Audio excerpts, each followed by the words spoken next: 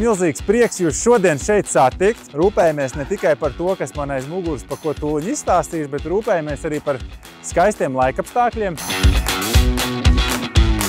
Iziesim pa visu māju, redzēsiet ļoti daudz koks, kas palīdz nomierināt cilvēku, kas palīdz uzturēt klimatu telpā. Domāju, ka tas ir tas, ko jūs jutīsiet. Ar mīlestību darināta māja. Visur materiālos, gan grīdās, gan citur, kā saka, esam gājuši tieši šo ekoloģisko, dabīgo virzienu.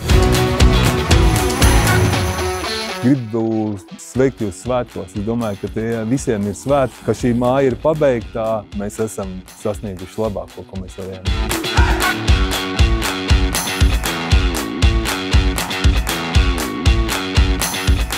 Vispār paldies Bono grupai par iespēju attīstīt visu šo projektus, ideju.